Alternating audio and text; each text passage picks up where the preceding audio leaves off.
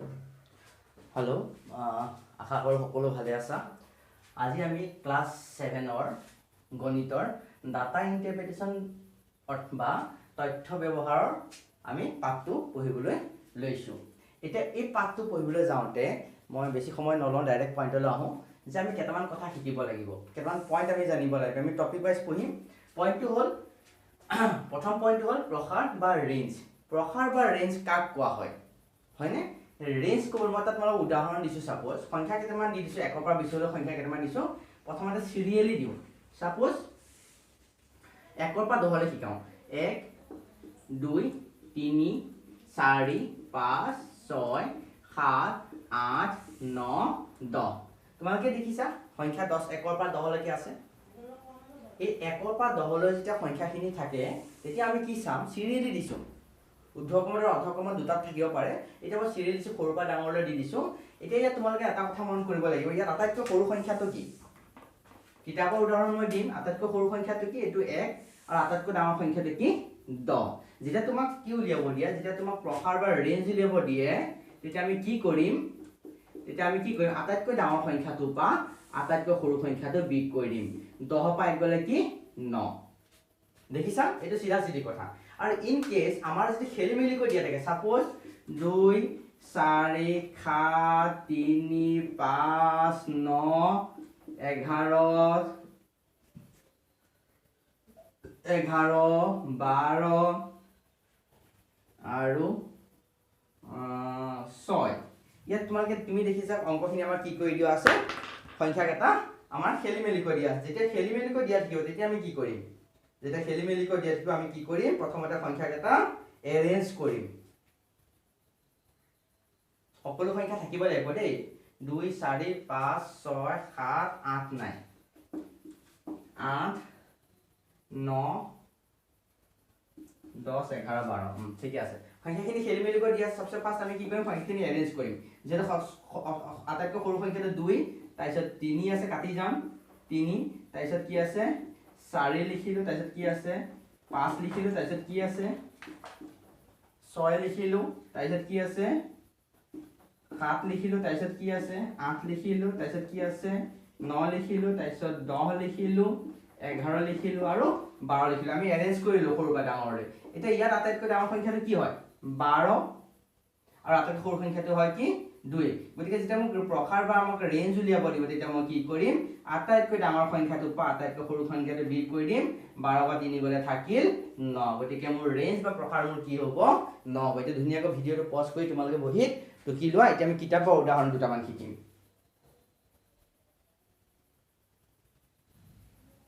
এতিয়া আমি নেক্সট পইণ্টটো শিকিবলৈ গৈ আছো, গড় বা ইংৰাজীত ক'লে তাক আমি কি বুলি ক'ম? এৰিথমেটিক মিন, বা আমি আৰু এটা নাম আছে তাৰ এভাৰেজ। কি বুলি ক'ব পাৰোঁ আমি? এভাৰেজ। এতিয়া এই ক্ষেত্ৰত তোমালোকক এটা উদাহৰণ দিব বিচাৰিছো। ছাপোজ এটা শ্ৰেণীত 5টা ল'ৰা আছে। এটা শ্ৰেণীত 5টা ল'ৰা আছে আৰু 5টা ল'ৰাৰে আমি কি উলিয়াম? হাতত ছাপোজ পইচা আছে। প্ৰথম ল'ৰাটো হাতত ছাপোজ 20 টকা আছে। 2 নম্বৰ ল'ৰাটো হাতত ছাপোজ 25 টকা আছে। 3 নম্বৰ ল'ৰাটো হাতত ছাপোজ আকৌ 22 টকা আছে। 4 নম্বৰ ল'ৰাটো হাতত ছাপোজ 23 টকা আছে আৰু 5 নম্বৰ ল'ৰাটো হাতত 10 টকা আছে। ঠিক আছে? ইয়াত টকা আছে। 5টা ল'ৰা আছে, 5টা ল'ৰা হাতত কিমান টকা আছে? এটা হাতত 20 টকা, 25 টকা, 22 টকা, 23 টকা আৰু 10 টকা। এতিয়া মোক যেতিয়া গড় উলিয়াব দিয়ে বা এৰিথমেটিক মিন উলিয়াব দিয়ে তেতিয়া মই কি কৰিম জানানে?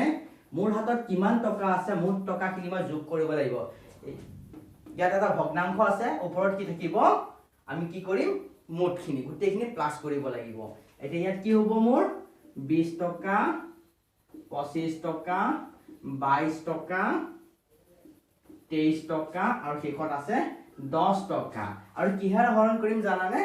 যেটা সংখ্যা আছে, সংখ্যা কেইটা আছে? 1 2 3 4 5টা।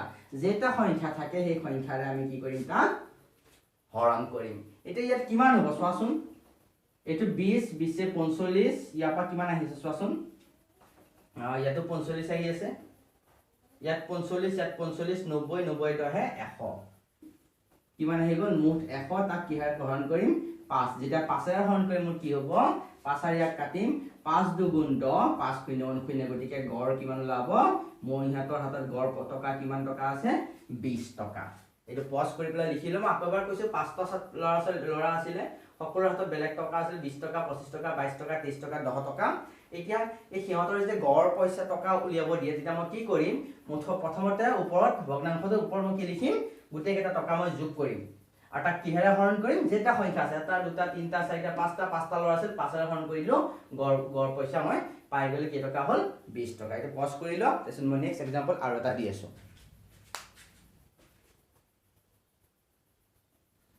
এটা নেক্সট কোৱেশ্চনটো চাবা কিছুমান ভিজিবিলিটি নহব পাৰে তোমালোকে কোমানে লাইটৰ পোহৰৰ কাৰণে ওপৰত হেৰি হ'ব পাৰে নেক্সট কোৱেশ্চনটো হৈছে যে এজন ল'ৰা আছে সাপোজ মোৰ কথাই কৈছো দেই মই 7 সপ্তাহত কিমান ঘণ্টাকৈ পঢ়ো সেই তাৰে এখন তালিকা দিয়া আছে মোৰ গড় কিমান সময় পঢ়ো সেইটো মই উলিয়াব লাগে এটা ইয়াত চোৱা সোমবাৰে মই 3 ঘণ্টা পঢ়ো মঙ্গলবাৰে মই 4 ঘণ্টা পঢ়ো বুধবাৰে মই 4 ঘণ্টা পঢ়ো বৃহস্পতিবাৰে মই 3 ঘণ্টা পঢ়ো শুক্ৰবাৰে মই 5 ঘণ্টা পঢ়ো শনিবাৰে মই 4 ঘণ্টা পঢ়ো আৰু দেওবাৰে মই 5 ঘণ্টা পঢ়ো এতিয়া মই কি কৰিব লাগিব মোক কি উলিয়াব দিছে গড় সময় মই গড় কিমান সময় পঢ়ো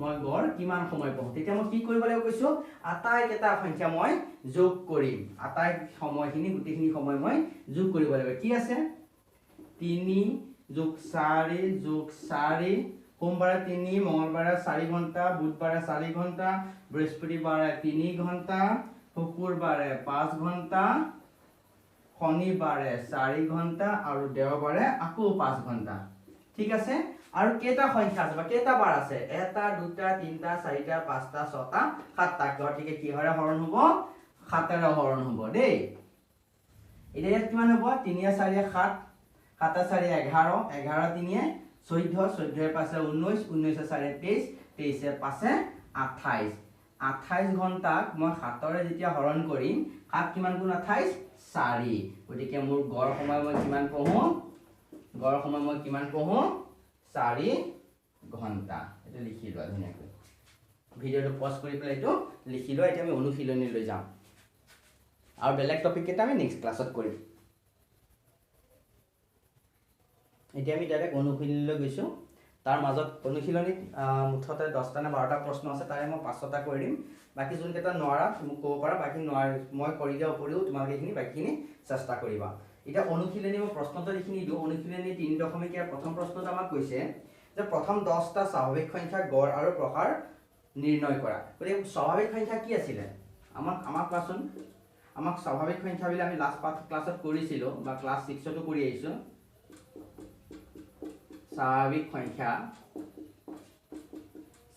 বুলি কলে কি বুজা আমি ন্যাচাৰাল নাম্বাৰ বুলি কওঁ ইংলিছত কলে আমি ন্যাচাৰাল নাম্বাৰ বুলি কওঁ আৰু সংখ্যাবিলাক কি হওঁপা আৰম্ভ হয় 1 ৰ পৰা আৰম্ভ হয় আৰু কি হলকে যায় অসীমলৈকে যায় কিন্তু আহক ইয়াত প্ৰশ্নটো কৰিছে যে প্ৰথম 10টাহে লব দিছে গতিকে প্ৰথম 10টা ললে কি লম 1 2 3 4 5 6 7 8 9 10 আমি প্ৰথম 10টা স্বাভাৱিক সংখ্যা ললো আৰু ইয়াৰ আমাৰ কি উলিয়াব দিছে গড় উলিয়াব দিছে আৰু প্ৰসাৰ উলিয়াব দিছে প্ৰথমতে প্ৰসাৰ বা ৰেঞ্জ উলিয়াই লওঁ প্ৰসাৰ বা ৰেঞ্জ উলিয়াই লওঁ কি হ'ব আমাৰ আটাইতকৈ ডাঙৰ সংখ্যাটো কি চোৱা 10 আৰু আটাইতকৈ সৰু সংখ্যাটো কি 1 গতিকে আটাইতকৈ ডাঙৰ সংখ্যাটো পা আটাইতকৈ সৰু সংখ্যাটো বিয়োগ কৰি দিম কি হ'ব 10 পা 1 গলে থাকিব 9 প্ৰসাৰ আমাৰ উলিয়াই গল এবাৰ আমি কি উলিয়াব লাগে গড় উলিয়াব লাগে কি উলিয়াব লাগে গড় উলিয়াব লাগে গড় উলিয়াবলৈ মই কি কৈছিলো আটাইবোৰ সংখ্যা যোগ কৰিব লাগিব 1 যোগ 2 যোগ 3 যোগ 4 যোগ 5 যোগ 6 যোগ 7 যোগ 8 যোগ 9 যোগ 10 তোমালোকে মোক কোৱাচোন সংখ্যা কিটা আছে 1 2 3 4 5 6 7 8 9 10 গতিকে 10ৰে যাব নাই যায় গতিকে যোগ কৰা 2 3 3 3 6 6 4 10 10 পাছে 15 15 6 15 6 21 21 7 28 28 28 36 36 9 45 45 10 55 কিমান হ'ল মোৰ 55 যেতিয়া 10ৰে হৰণ কৰি মোৰ কি হ'ব এটা তোমালোকে এটা পইণ্ট মই কৈ দিছো যেতিয়া এটা সংখ্যা থাকে সংখ্যাটোৰ পিছপিনে ইয়া দশমিক আছে নাই বুলি ভাবিলো নাই বুলি তোমালোকে ক'ব পাৰা কিন্তু আছে দশমিক ক'ত আছে শেষত আছে হয়নে আৰু এটা কথা সদায় মন কৰিবা যেতিয়া সাপোজ এটা বেলেগ উদাহৰণ দি দিওঁ মই সাপোজ 42.5 5 ইয়াত যেতিয়া দহৰে পূৰণ হ'ব বা 42.5ক দহৰে যেতিয়া হৰণ হ'ব তেতিয়া কি হ'ব যেতিয়া পূৰণ হয় দশমিকটো সদায় সোঁ হাতে যায় আৰু যেতিয়া হৰণ হয় দশমিক সদায় বাওঁ হাতে যায় কি কেই ঘৰ যাব যেটা শূন্য থাকে সেই ঘৰ যাব এটা শূন্য আছে এক ঘৰ হেপিনে যাব গতিকে ইয়াৰ উত্তৰটো কিমান হ'ব 42.5 দশমিক ইয়াত আহি গ'ল মানে 00 এটো আমি এনেকে লিখি পেলাই 425 বিলু আমি লিখিব পাৰো আনহাতে ইয়াত কি হ'ব যেতিয়া হৰণ হয় দশমিক সদায় বাওঁ হাতে আহে তেতিয়া আমাৰ কি হ'ব 4.25 এইটো তোমালোকে ভিডিওটো পজ কৰি পেলাই এটো ধুনিয়াকৈ লিখি লোৱা আৰু এই ক্ষেত্ৰত কি হ'ব তোমাৰ চোৱাচোন দশমিক ক'ত আছে কতো নাই আছে আমি মনতে ভাবিব লাগিব ইয়াত আছে যেটো হৰণ হৈ আছে আগলৈ আহিব কেই ঘৰ আগলৈ আহিব যেটা শূন্য আছে গতিকে আমাৰ কি হ'ব 5.5 ইয়াৰ গড় কিমান হ'ব 5.5 গতিকে ভিডিওটো পজ কৰি পেলাই তোমালোকে ধুনিয়াকৈ লিখি লোৱা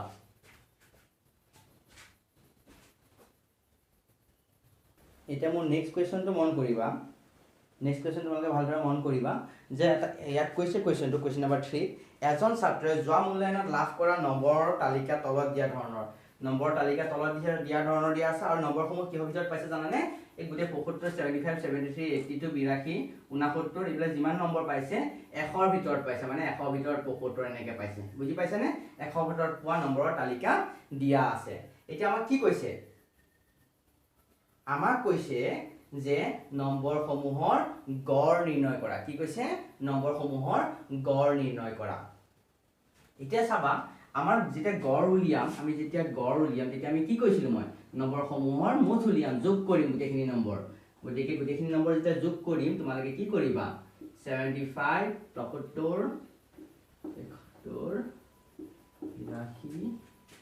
69 এটা সংখ্যা যোগ কৰিলো এতিয়া এই 100 টো নেগলিজিবল তাক আমি চাব না লাগে আমি ইয়াত কেটা সংখ্যা আছে হেতু চোৱা এটা দুটা তিনটা চাৰিটা পাঁচটা ছটা কেটা আছে ছটা আছে গতিকে আমি কি কৰিম 6 ৰে কি কৰিম হৰণ কৰিম এটা তোমালোকে গুটে কেটা যোগ কৰা আছে যোগ কৰি পেলাই কিমান পালা মোক কোৱা তাক আমি 6 ৰে হৰণ কৰিম সকলোৱে যোগ কৰা সকলোৱে মিলি পেলাই যোগ কৰা কিমান নিজে চেষ্টা কৰা ভিডিওটো পজ কৰি যোগ কৰা তোমালোকে পালা নে কিমান পালা বাৰু কোৱাচোন এই গুটে কেটা সংখ্যা যা যোগ কৰিলো মই কিমান পালো 444 আৰু 444 যেতিয়া 6 ৰে হৰণ হ'ব তেতিয়া কিমান হ'ব জানা নে তোমালোকে চাই লব পাৰা 444 যেতিয়া 6 ৰে কৰিম 6 7 গুণ 42 হয় নে 4 বাৰ 2 গলে থাকিল 2 4 বাৰ 4 গলে থাকিল 0 4 নামি আহিব 6 4 গুণ 24 হয় নে নহয় গতিকে আমাৰ উত্তৰ কিমান হ'ব 74 গড় নম্বৰ কিমান হয় 74 ভিডিওটো পজ কৰি লিখি লোৱা এবাৰ আমি 5 নম্বৰ প্ৰশ্নলৈ যাম 2 4 6 8 এইবিলাক অংক তোমালোকে নিজে কৰিবা বাকি এটা মই কৰাই আছো এটা ভিডিওটো পজ কৰি লিখি লোৱা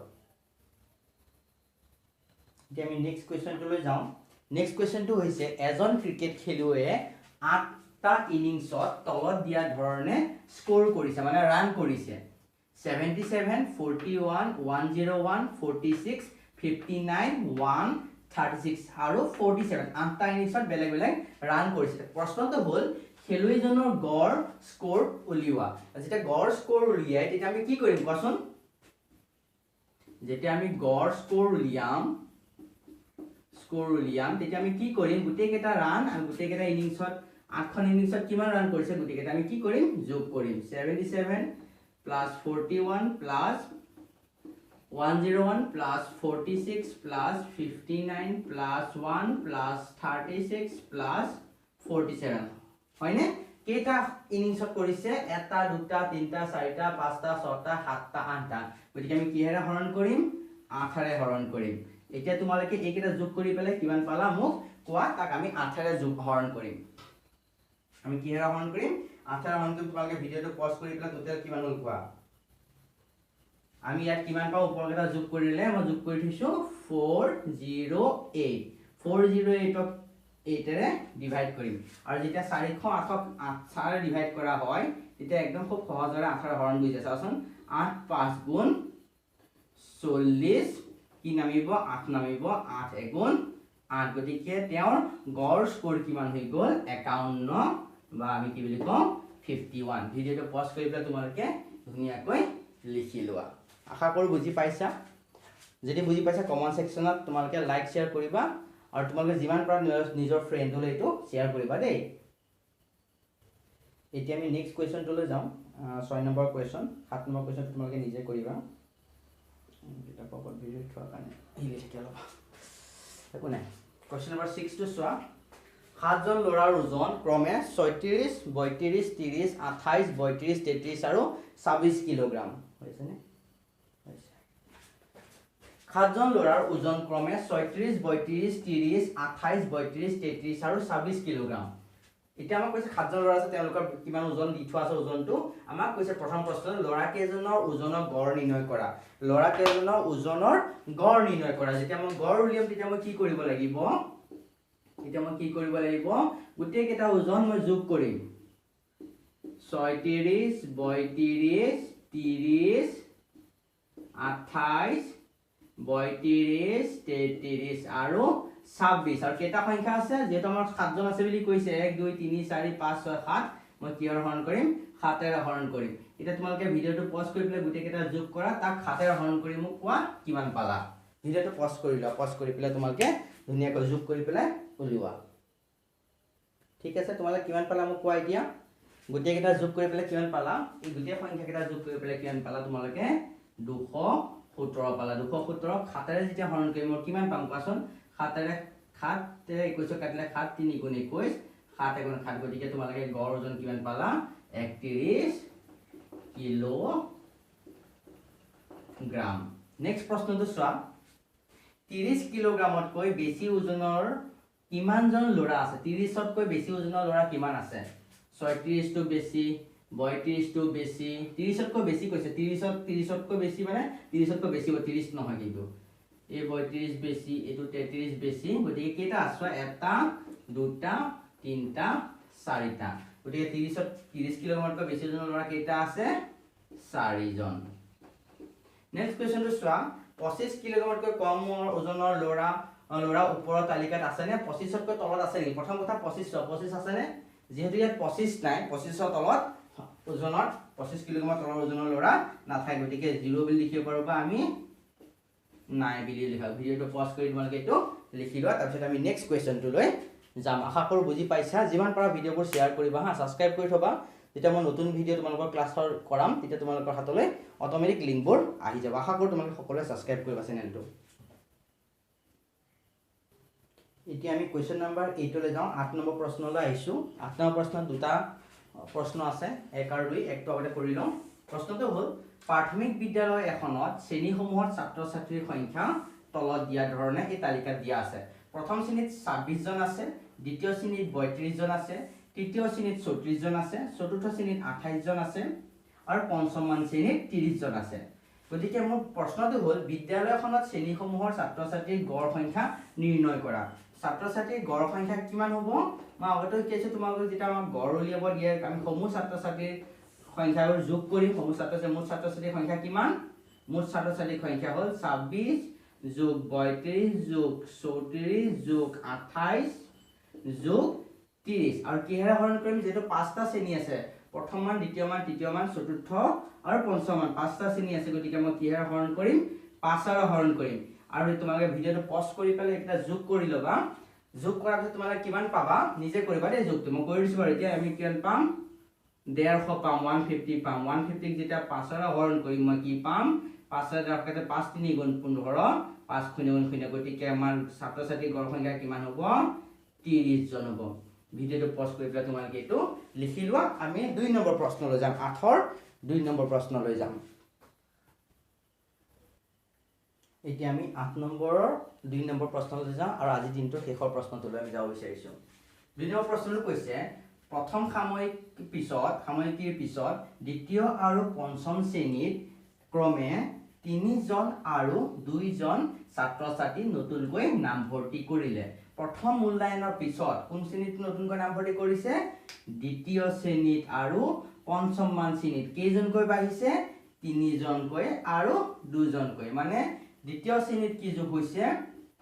3 যোগ হৈছে আৰু পঞ্চম শ্ৰেণীত কি যোগ হৈছে? 2 যোগ হৈছে। এতিয়া দ্বিতীয় শ্ৰেণীৰ নতুন ছাত্ৰ ছাত্ৰীৰ সংখ্যা কিমান? 32 3 35 হৈ যাব। আৰু পঞ্চমমান শ্ৰেণীৰ নতুন ছাত্ৰ ছাত্ৰীৰ সংখ্যা কিমান হ'ব? 30 2 32 হৈ যাব এটা প্ৰশ্নটো হ'ল ছাত্ৰ ছাত্ৰীৰ সংখ্যাৰ নতুন গড় নিৰ্ণয় কৰা এতিয়া চোৱা আগতে আমাৰ কিমান ওলাইছিল ইয়াৰ আগৰ প্ৰশ্নটো আমাৰ কিমান ওলাইছিল আমাৰ 150 ওলাইছিল নেকি পাঁচটা শ্ৰেণীত হয়নে আমাৰ ইয়াৰ আগৰটো ওলাইছিল 150 পাঁচটা শ্ৰেণীত এতিয়া আমি যেতিয়া গড় নিৰ্ণয় কৰিম তেতিয়া আমি কি কৰিম কোৱাচোন আমি পাঁচটা শ্ৰেণীত যেতিয়া এক সেকেন্ড 150 ওলাইছিল আমাৰ 30 কো ওলাইছিল গড়টো হয়নে এতিয়া হ'ব তোমাৰ আৰু 5 বাঢ়ি যাব 26 35 34 28 আৰু 32 ঠিক আছে এতিয়া মোট ছাত্ৰ ছাত্ৰীৰ সংখ্যা কিমান হ'ব এতিয়া চোৱা ইয়াত গুটেকেটা যোগ নকৰিলে 2 নম্বৰ কাৰণ আগত আমি কিমান ওলাইছিল আমাৰ আগত 150 ওলাই আছিল এবাৰ কিমান বাঢ়িলে 3 এ 5 বাঢ়িলে গতিকে গুটেকেটা সংখ্যা আমি যদি এনেও যোগ কৰিবই লাগিব কিন্তু কৰোতে তোমালকে এক্সট্ৰাকৈ যোগ কৰিব নালাগে 35 34 28 আৰু 32 ত 5 হয় কাৰণ শ্ৰেণী 5টাই আছে সংখ্যাহে বাঢ়িছে অকল ছাত্ৰ ছাত্ৰীৰ সংখ্যা বাঢ়িছে কিন্তু শ্ৰেণী 5টাই আছে আগতে আছিল 150 নতুনকৈ আৰু কিমান বাঢ়িছে 3 এ 5টা বাঢ়িছে 150 লগত 5 যোগ কৰিলে কিমান হ'ব 155 কিহৰ হৰণ হ'ব 5 যেতিয়া 5 কাটিম কি হ'ব 5 3 গুণ 15 5 গুণ 5 গতিকে নতুন ছাত্ৰ ছাত্ৰীৰ সংখ্যাৰ গড় কিমান হ'ব 31 জন হ'ব আশা কৰো তোমালোকে বুজি পাইছা পজ কৰি পেলাই ভিডিওটো লিখি লোৱা আৰু এই লকডাউনৰ সময়ত মই যিমানবোৰ ভিডিও দিছে তোমালোকে আশা কৰো বুজি পাইছা আৰু যোনবোৰ বুজি নোপোৱা কমেন্ট সেকশনত কমেন্ট কৰি দিবা আৰু যে কিবা কোৱেশ্চন থাকিলেও কমেন্ট সেকশনত তোমালোকে মোক দিব পাৰা মই নেক্সট ক্লাছত হেতু কৰাই দিম আৰু যিমান পাৰা শেয়াৰ কৰিবা আৰু চেনেলটো সাবস্ক্ৰাইব কৰিবা যেতিয়া মই নতুন ভিডিও আপলোড কৰিম তোমালোকৰ হাতলৈ আহি যাব থ্যাংক ইউ আজিলৈ ইমানেই